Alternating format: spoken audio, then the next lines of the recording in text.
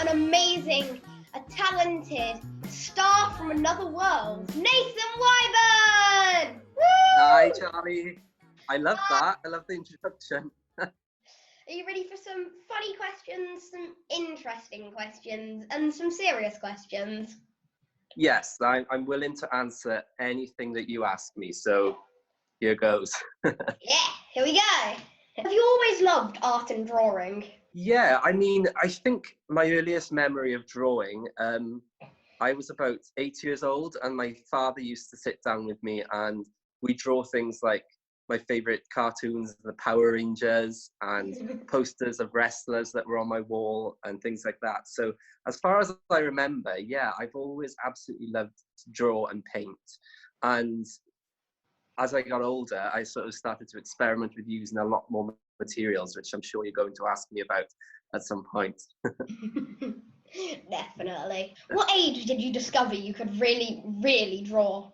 I think, like I said, my earliest memory, I was about 8, but it wasn't until I was about 14, I think my teachers in school really realized that I had some sort of talent, and that they encouraged me a lot through my GCSEs and things like that. So I was probably about 14 when I really realized that I was really good at it. What on earth possessed you to go on a reality show like Britain's Got Talent? I don't know. I was really shy when I was a bit younger, and that was 9 years ago now. So I'd already put videos on YouTube of me painting and drawing, and one of them was of Simon Cowell using Marmite on toast. So I thought, how on earth am I going to get Simon to see this really cool piece of work that I've done of him? So I thought it'd be really cool to, just throw myself in the deep end and go on one of his reality shows and show him myself. How did you discover that you could draw with such bizarre objects? I think, well, the first idea was because there was a newspaper article about Simon Cowell that said, you love him or hate him. And that made me think about Marmite, because that's what they use as the slogan for Marmite. And I just thought, well, I'll give it a go. If I can draw with pencils and paints, surely I could draw with Marmite and ketchup. And then I started to do paintings like using my tongue, and I painted with my feet and really random fun stuff. So it's just about having fun and experimenting, really. That is awesome. Who is your dream person to draw, and what materials would you use? But I'm pretty sure there are not many people left on your bucket list to draw. Yeah, I mean, I've definitely painted a lot of my favorite musicians, my favorite actors, things like that. But I think my dream person to meet would probably be the Queen. I'd love to present artwork to the Queen. Yeah. That would be awesome. But my favorite dream person to draw, probably an actress called Sarah Michelle Gellar. She was in a big TV show called Buffy the Vampire Slayer that I was a fan of. So I think that would be amazing. Yeah. Your recent NHS Clap for Carers picture was absolutely sensational. Where did you get your inspirations from? Oh, thank you. Yes, definitely. It's caught the attention of the nation, which is really, it's amazing for me as an honour. My housemate, my best mate as well, Wayne, he is a nurse for the NHS. Yeah. And he loves what you do as well, which is amazing. I've shown him your stuff. He's a nurse for the NHS, and I was really worried about him going to work and whether he might catch coronavirus, obviously during this pandemic. And he did eventually actually catch it, so he had to go into quarantine and look after himself, and it was a big worry because he's got bad asthma. And so I thought about doing something as a thank you to him and all my other friends that work for the NHS. So, and then we did the Clap for the Carers the one Thursday, and it got me really emotional. So I thought, right, let's somehow make something to celebrate these incredible NHS heroes. So that's where I produced this picture, and it's using 200 images of NHS healthcare workers, and it makes them feel really proud. That is just amazing. Thank you. Were you ever bullied as a child? If so, how did you overcome it? I was, and this is where I come across your amazing story on Twitter. It's because it's something I'm really passionate about talking about now. I was bullied a lot in school for being quite nerdy, and I really enjoyed school. You know, I was good in my subjects. People bullied me because they thought I was nerdy. They bullied me because of my red hair. They bullied me homophobically as well. I had a really tough time in school, which was conflicted because I enjoyed school so much. I loved studying and I loved being creative, and I loved sports as well. I started to tell my friends and family, and they were really supportive of me, and I talked about it a lot.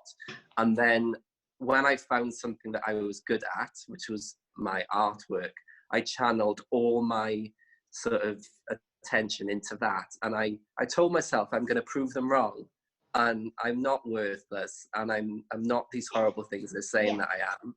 I am, in fact, I'm an artist, and I'm proud to be ginger, and I'm proud to be nerdy. And that's how I got through it, by just telling myself that I proved them wrong. Yeah. Yep. And look, now you're a world-renowned artist, and you've definitely proved them wrong. Thank you. What advice would you give to anyone who is struggling with bullying online or in person? I think definitely it is to talk to your loved ones. And if you are unfortunate enough not to have anybody you feel like you can talk to, there are great charities out there online. There are great organizations that you can talk to, and they do talk back to you a lot, and they really care about you. So more than anything, it's just to talk to someone. They really do. Yeah, they do. Do you work with any charities? I do a lot of charity work. Actually, the Clap for Carers NHS artwork I've turned it into a t-shirt and a hoodie for the Cardiff and Vale Health charity here in South Wales. And that's raising money for them. The profits from this Judy Garland t-shirt, which is made using Rainbow Drop sweets, I'm a big Wizard of Oz fan. The profits from that go to a charity called Dreams and Wishes, and they grant wishes for seriously ill children. So it could be a holiday, it could be buying them an iPad or taking them to the zoo. It could be absolutely anything, but I try to do as much charity work as I can. I do a lot of talking for anti-bullying charities. I've worked with the Diana Award before as well. So yeah, there's lots of charity work, and it's nice to give something back, you know? Yeah. Now's for some more light-hearted and funny questions. Okay. Ready. This is where I get to have a lot of fun. Okay. Oh gosh. What is your most memorable moment? And I mean that in a funny way. Have you tripped up painting somebody, or have you got a really famous person's name wrong? Oh, I did. I was actually, this is really embarrassing. I was on the red carpet at the Brit Awards one year, okay? This sounds like I'm name dropping now.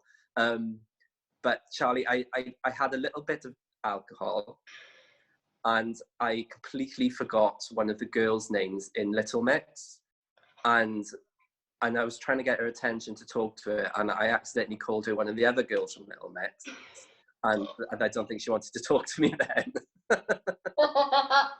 But I'd had a little bit to drink, so I'll blame it on that. Yeah. What's the most disgusting thing you've ever painted with? Cat food. It was absolutely gross, and it was really meaty and like juicy, and it was not nice. I would just like to ask, why would you paint with cat food? I don't know. What I tried to do is I tried to use a material that relates to the person in some way.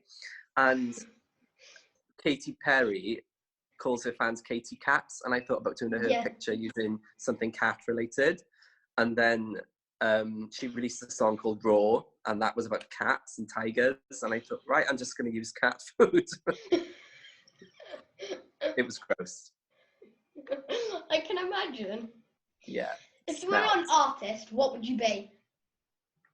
I always wanted to be either a policeman when I was younger. Yeah. My mother calls me Nathan Copper because of my coppery hair, and also I could be a police copper. And I'd love to be an archaeologist. I was always fascinated by things like Indiana Jones and Lara Croft Tomb Raider when I was younger. So I thought maybe be an archaeologist and travel in the world. Yeah, that sounds like a cool job. Yeah, it would be.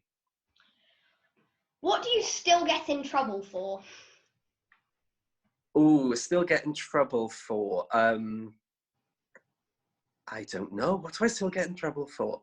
Probably playing with my food. They say not to play with your food, but I obviously do. Basically playing with your food, as in painting with it. Exactly. So nice to have somebody different rather than from a musical theatre world, from the art world. Yes, I mean, and I love musical theatre as well. So, you know, I got my Judy Garland t-shirt on. Yeah, just a big fan. And I love what you do, Charlie. So I'm really pleased to be part of it. Oh, thank you.